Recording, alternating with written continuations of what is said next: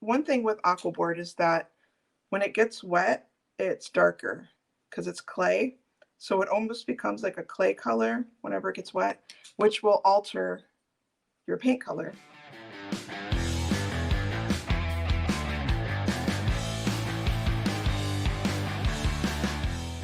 You know how prisoners have stripes on their clothes? And what's that got to do with art? Well, Ali Cavanaugh is going to tell us. Ali, what are you going to do today? Well, when I started painting on AquaBoard, it was very difficult and I could not figure out how to control the surface. But over the years, I've mastered it, and I'm going to teach you how I paint stripes in clothing on AquaBoard. So you're gonna need a setup. What do you need to do here? Yep, I have my setup here. I've Okay. got everything I need to do the demo. All right, you're on. Let's do this.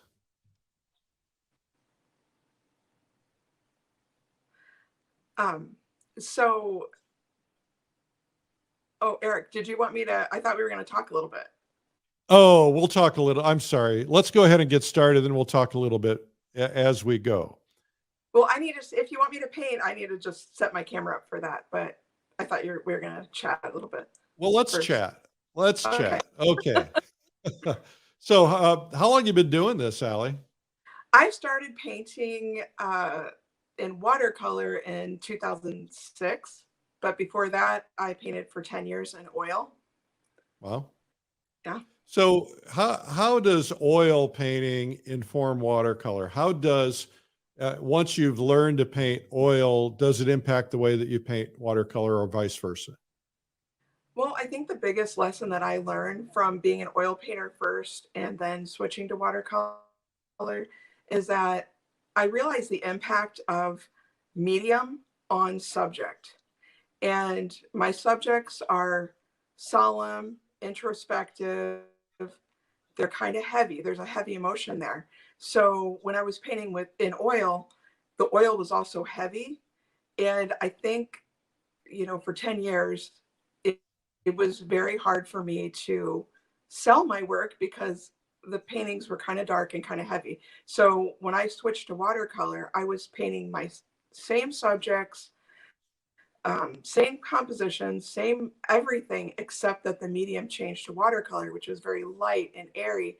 And so that medium influenced my subject in a way that completely transformed my work. So I think that's the biggest lesson that I learned from oil painting. I wasn't the greatest oil painter. I never really got total control of the medium, but I could have a lot more control, I found, with watercolor. Well, it's interesting because a lot of oil painters would say, I don't do watercolor because I don't have any control. And, of course, water can bleed all over. And so you're going to actually teach us how to have some control today, because stripes are not something you want to have floating all over the place, I assume. So what I'm going to be doing today is this is what AquaBoard looks like in the package. If you guys see it at the art supply store, this is the surface I'm using. That's made by ampersand. Yes, ampersand. And here's the image that I'm using. And here's the painting. I started it last night to kind of get a head start, to get the figure in there, got the background in there. And now I'm going to do the stripes. I'll leave this over here so you can kind of see that a little bit. Can you move both of them over to the right just a little bit? Yeah, that's good. Thank you. Okay. There we go. That's beautiful, by the way. Thank you. Yeah. AquaBoard is just, it's so amazing. It is very difficult at first. I will tell you that. But what I've learned is to start out light and gradually get darker. And I think whenever a lot of watercolors start out on paper, you kind of go full speed to the value. You just get there right away. And I think that's the biggest thing that I learned. The lesson that I learned with AquaBoard is when you go slow, you can layer it, because you can put, 50 layers. I mean, really endless amount of layers on the panel. So you can just keep layering and keep layering. Um, Whereas, and then the thing that's also beautiful is that you can lift it off whenever, if you make a mistake. If you go too dark, you can just scrub it right out. How do you do that? Scrub brushes and water, it just lifts right out because it, and this is also something that's great about AquaBoard is that the pigment sits on the top of the panel. So it's more brilliant. The watercolor is more brilliant on AquaBoard than it is on paper. You know, The color, Ampersand is a great company. They make great panels. They're here in Austin, Texas, actually, or out in the yes, they outskirts of are. Austin. I've never Yeah. been out. I need to go visit and pick up some AquaBoard. Oh, Try yeah. it out. Yeah. It's really fun. And the thing that, like I said, that's so great about it is that you can lift off when you make mistakes or lift off if that's your technique that you develop. You know, you can put a bunch of ground down and then scrub out with different tools. So some people might not know what ground is. Can you explain that? Well, a ground would just be like an initial color, maybe like equivalent of like toned paper. Okay. So toned paper would give you a, you know, kind of an even color, and then you might go on with some um, black charcoal and then go in with some white highlights, but your middle tones are already there. The same thing can be done on AquaBoard. So for And as people you can just see tuned in, there, we're learning about how to control watercolor. We're doing stripes using AquaBoard. And the first step here is getting it in fairly light, not trying to do full value. right, and just kind of getting a base color down. And I would do the same thing even in the skin tones. I just did a big workshop with the National Watercolor Society on AquaBoard, and it was the same model. And she, you know, I put in all those the first base layer over the whole painting. Then I go in with the second layer. Another thing with AquaBoard is it needs to set up. I told you that it can lift very easily. Well, sometimes that can be a bad thing because if it's not set up and dry, then it will just lift everything that you're trying to build up. So there's a dance that you have to do with it. You I can like to see move it dance. to kind of get at the right angle. The brushes that, yeah, what was that? Oh, I just said I like to dance. Yeah. Now the brushes that I like to use are Dick Blick Wonder Whites. They are synthetic. They're the Scholastic. They're very inexpensive. One thing that I will say is that AquaBoard is kind of a rough surface. It's kind of like a sanded wall. It kind of has that feeling to it, so it will destroy good brushes pretty quick. I mean, I go through maybe this painting right here, I would go through maybe 2 or 3 brushes. Really? So that's why you want to use an inexpensive Yes. brush in this case.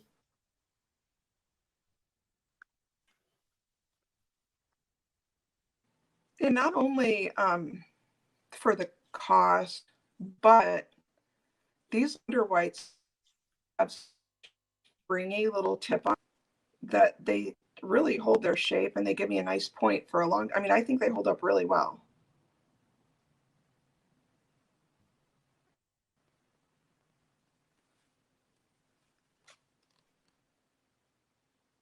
So that portrait that you've done, is that in completed form or is that the first draft?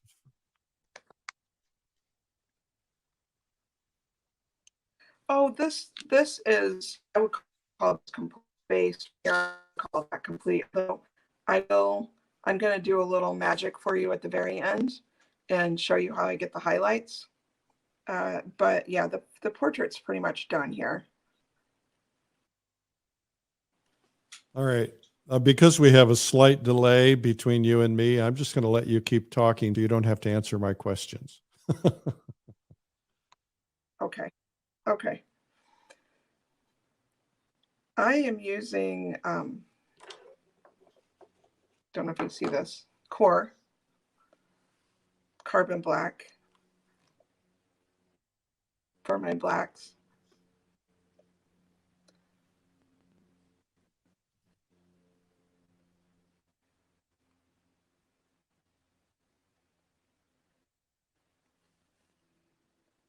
Now, the great thing about like I said, the way AquaBoard can be so forgiving is, say I accidentally do that, and it's like, oops, I didn't want that there. I can get my little scrub brush out and see, I can just scrub it right off. I like this one better. What do you use as a scrub brush? It just scrubs out. Yeah, these are, I have my favorites, which this is a few years old, but what this is from, those, those cheapo painting set, paintbrush sets you can get from Walmart or Hobby Lobby. I love those sets. And that's what that one is from. And I found a lot of my favorite brushes in those little sets. So here I'm going in with my second layer.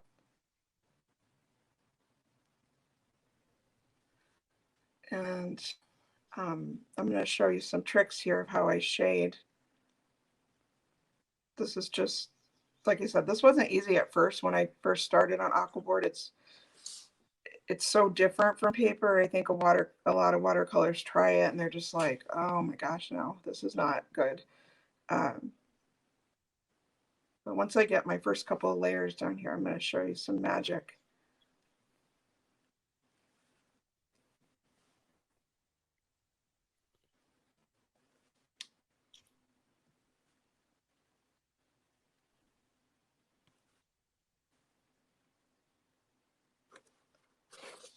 Get my brush at the right angle here.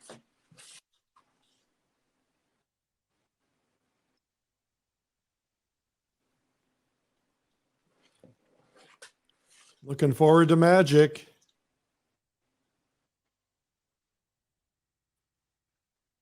I know it's there. Be patient. It takes so long to build up. Sometimes you have to go kind of slow. And you have to have drying time in between. I got to get one. Let me see one.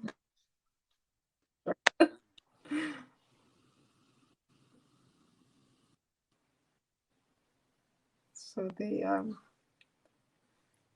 this is only one color here. That's all I'm going to use for this whole thing. You see that I took some of this background color and I did a little wash in here to sort of reflect color. Kind of just that color.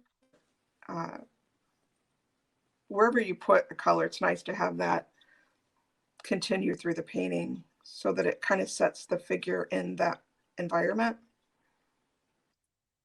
Otherwise it'll look kind of cut out. So, okay. So once I get my stripes kind of in there with a couple layers, I'll let this sit for just a second. Like I said, you do have to let it set up because it'll just peel off strip up everything that's still a little wet. And this is a clay surface. I'm going to take this little spot right here that's scrubbed up. I'm just going to take and put background color back over that in the wash. And that'll look great when I do the stripe over it. Okay. Now this is what I do Once I get the stripes in there, like a few layers, then I'm gonna grab a bigger brush. This is an O. This is an O and a 1. That's about as big as I get. Now, the very working image here. See the shadow in here. It's very easy to get those shadows just with water.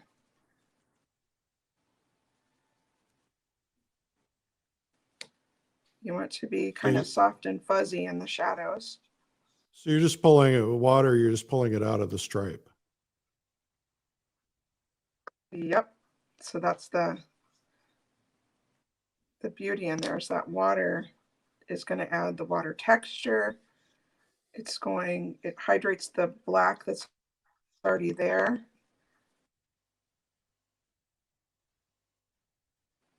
Makes shadows. Now, of course, if I want to add more black, I can do that.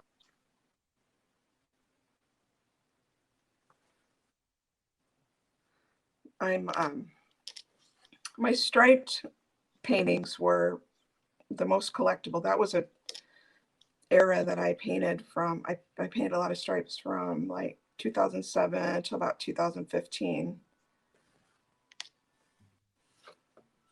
And then in 2015, I started doing the other tech with a lot of blooming.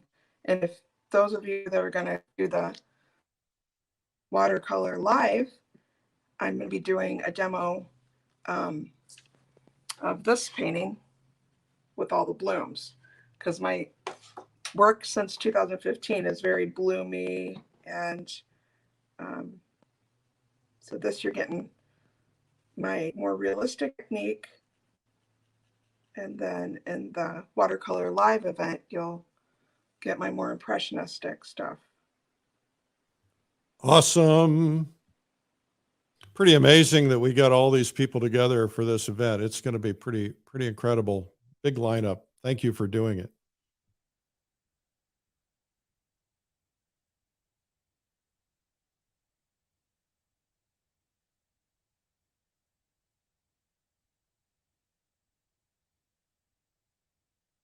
We appear to be frozen on that end. I don't know if this end is frozen or not. You guys leave a comment if it is. But Ali may have to go back in and re-enter the broadcast. I'm not sure, but we're frozen on that end.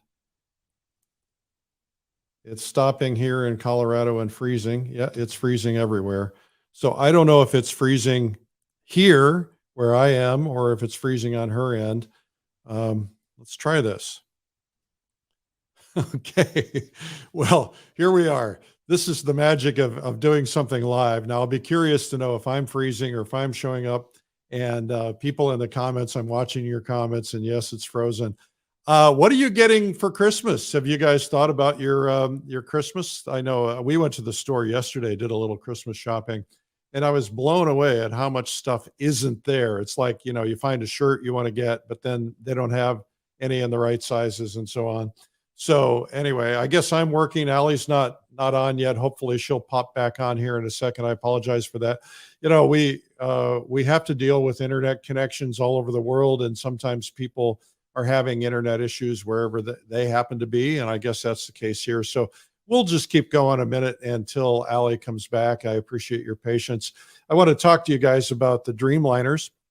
I don't know if you know the Dreamliners or not, but it is a group that founded because of this broadcast. We did this broadcast every day, 7 months in a row, 7 days a week. And then we went to 5 days a week for a year. And now we're to like typically about 3 days a week.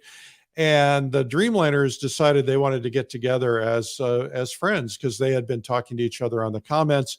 And so they started a Facebook group called the Dreamline Artists. It was a group of people headed by Nancy Atherton West and some others.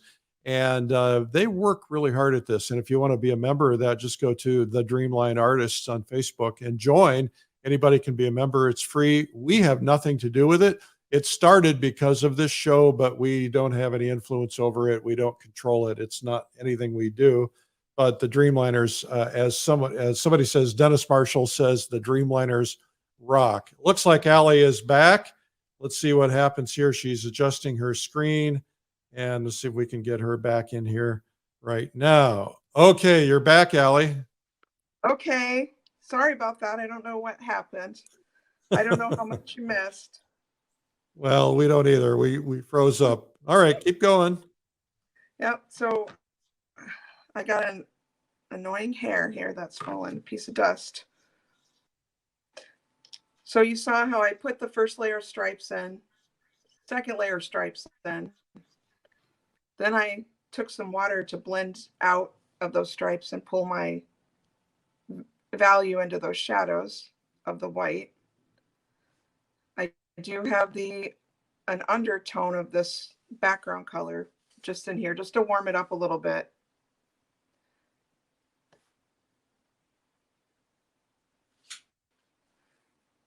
And you can, I mean, I could just keep going. I could keep layering and keep layering and keep layering, and it just builds up so beautifully.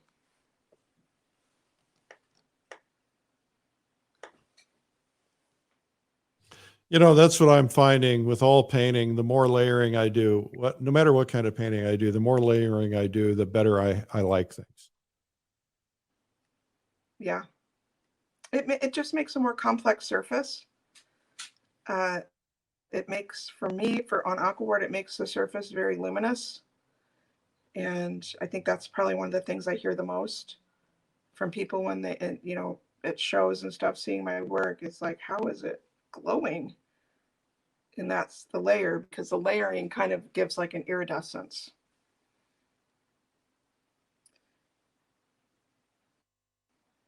So here's this. Here I have these stripes down here.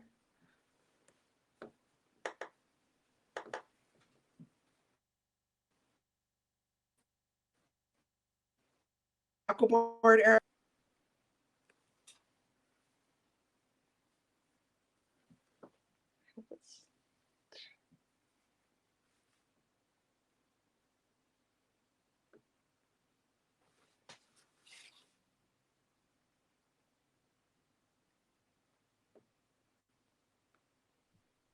It's amazing how much control you have, because in normal watercolor paper, you just don't get that kind of control. Well, yeah, because it's so permanent. Once it goes down in the water, or once it's there, and you can layer. I mean, my watercolors on paper were very similar, the way that I layered. Somebody asked about what kind of palette you have and where you got it. Oh gosh, you guys. These are ceramic tiles from Home Depot. Cool. And I talk a lot about that in the watercolor live demo that I'm doing. I go into why I like the ceramic tiles.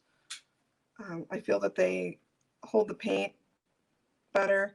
One thing with AquaBoard is that when it gets wet, it's darker because it's clay.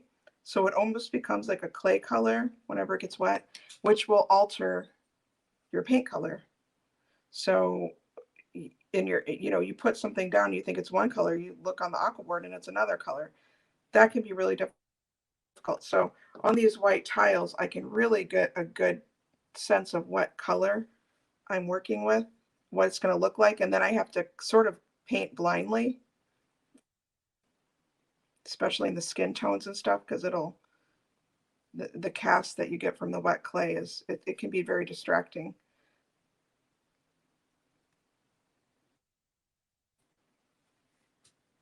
It'd be, you'd be hard pressed to guess that was watercolor looking at it like this. Wow. I'm not making a negative statement about watercolor. It's just, it's kind of looks, somebody said it even looks like it could be colored pencil, because you have such control. Yeah, it's true. A lot of times, well, I think you have my book, Modern Frescoes. I think you have I my do. book, Eric, but it yeah, a couple of years ago, Unicorn Press did a big book of my work, kind of a retrospective, and I titled it Modern Frescoes because, the thing is that this is clay surface, and it really is, it looks the most like frescoes. If you're familiar with frescoes, the pigment is, there's two different approaches. Or two different steps. There's the fresco and the wet, where the pigment goes into the wet plaster, and then there's the dry, the pigments that go on the dry fresco. So, or the dry plaster, and this is most like that. It's cured clay, and Salinas has a question, and is that, will you seal this? Yes. Yes, I seal it with a spray. It's Krylon. I use Krylon archival matte spray, but there's lots of different sprays out there. You can also use wax, cold wax. It does not activate the watercolor when you go to put the wax on. It's really cool. The I was going to say, some people, I do put golden varnish too, but that's after I spray it. Some people have tried to paint on varnish, and it'll activate everything, and it'll be a big mess. Learn something new every day, don't we?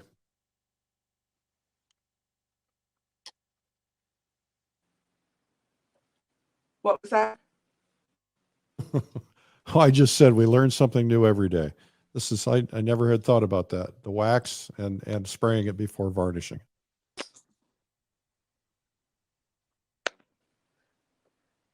Yeah, it's amazing that wax doesn't move the watercolor. I mean, I'm even still today, I've done it like a bunch of times, and every time I'm like, I just can't believe it's not hydrating it, because the wax feels wet. Dennis Marshall asked, does the wax turn yellow over time? So like right here, every painting has a problem. I don't think so. I don't think so. It's, the archival people out there have approved it, and I know they're real sticklers for that. I tell my patrons this. I have a Patreon, and I have a lot of watercolor tutorials that I do on there. And I tell my patrons all the time, every single painting gives me problems. Like, there's some problem that I have to solve. And right now, it's this little area right here. It's too much happening right here. So, I figured this out. I'm thinking, okay, I just want to make the stripes go all the way across. So all I have to do is just this out. And I'm going to change that up a little bit, because I just don't like the way this is looking.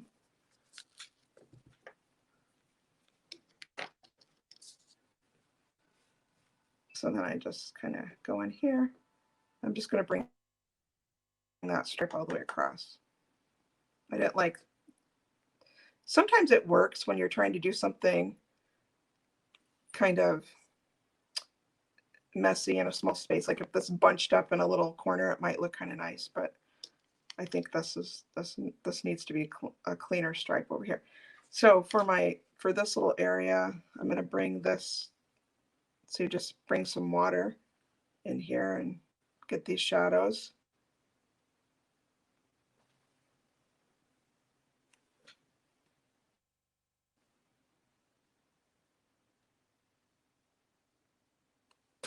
And I'm going to go and soften this too. There's some wrinkles right in here. And I like that, the tension of that fabric being pulled. So I'm going to do this.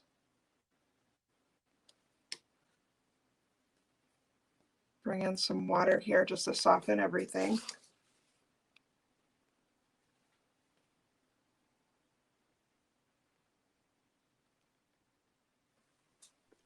That really lifts it out, doesn't it? Yes, it does. I'm the one I think is coming in and out. So I apologize for that. But yeah, and then you'll get here after this water sets up. That'll be pretty. And kind of, you can go back and soften the edges.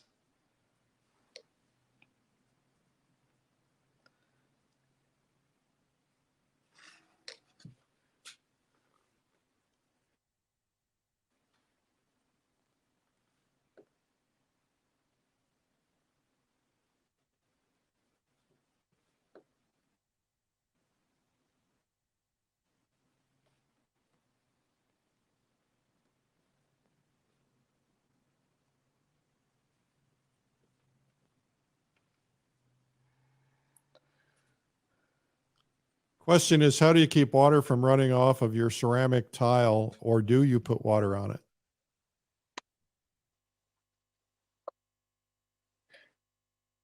It's on there, but it doesn't really run off. I don't put so much, but if I'm going to do like a lot, if I'm going to do a really big mix of something where I'm going to have a lot of water, I'll do it on one of these, like a little yogurt lid.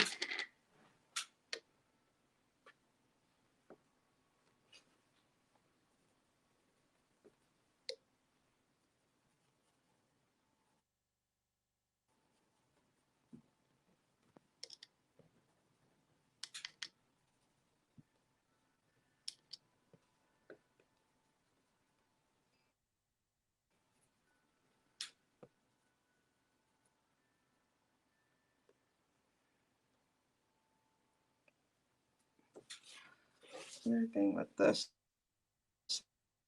there's a little edge here to get, because that little hider makes turn.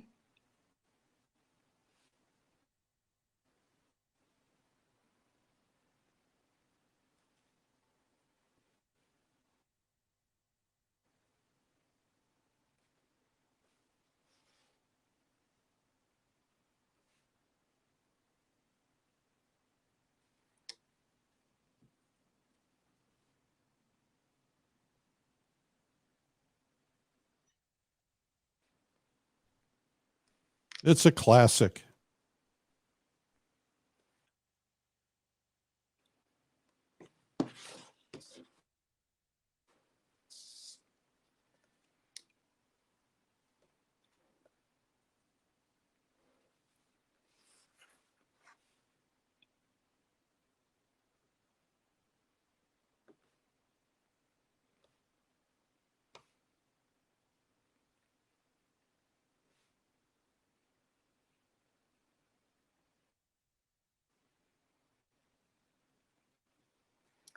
I think stripes are very sick, They're very what? timeless. They're timeless. I think stripes are timeless. They're classic.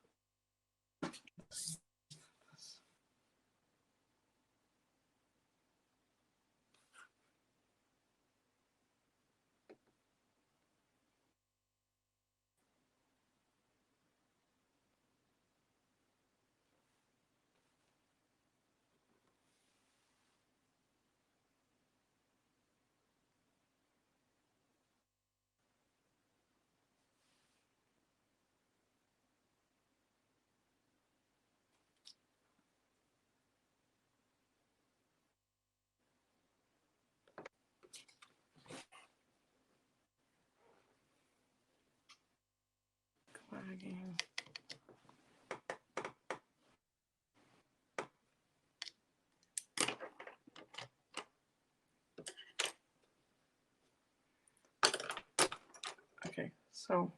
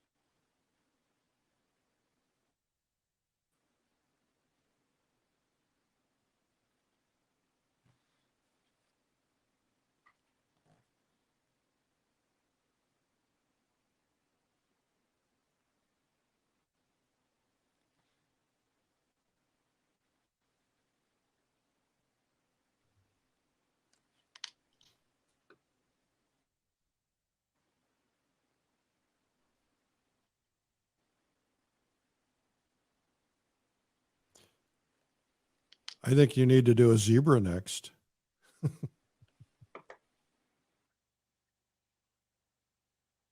Zero. That would probably work great with this technique for the animal painters out there. That would be, it would really work well.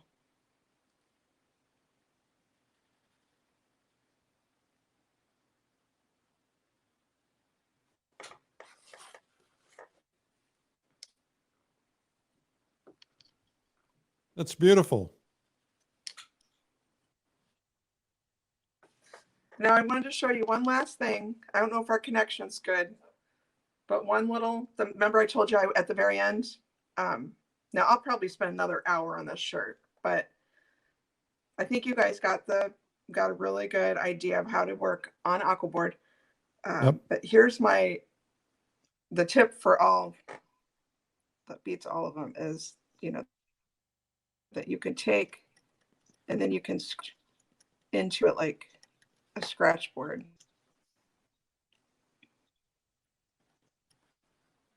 Oh, wow.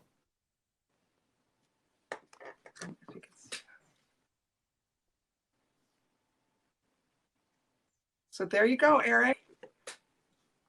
Thank you for inviting me on the show to share my technique. Come back on camera, Ali.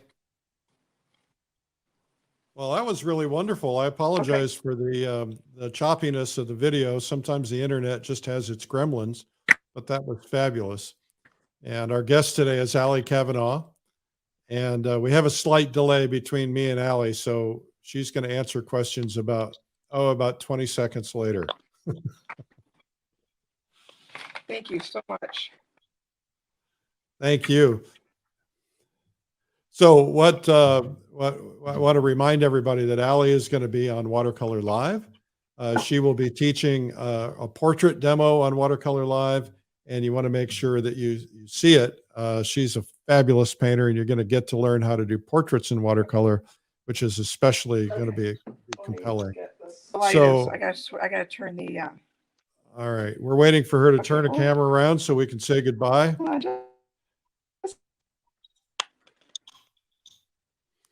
I'm going to remove it for just a second until she's got it turned around, and you don't have. Let's see here. Well, we've lost her completely. Anyway, internet gremlins. Here she comes. All right, are you back? Almost. Well, we're not. It's freezing up for whatever reason. There we go. What a mess. Are you there? Was everyone able to see the? I'm here. Okay, we have developed this delay problem again, and I apologize. But Ali, thank you for being on the show today. We promise it won't be choppy on Watercolor Live because that's being filmed in a completely different technology. But thank you so much for being here today. You did a great job. Thumbs up and applause, everybody. We're going to put Ali's contact information in the comments section. And of course, you'll get to see her on Watercolor Live if you're joining us in January. Thank you, Ali. Thank you, Eric. Thank you.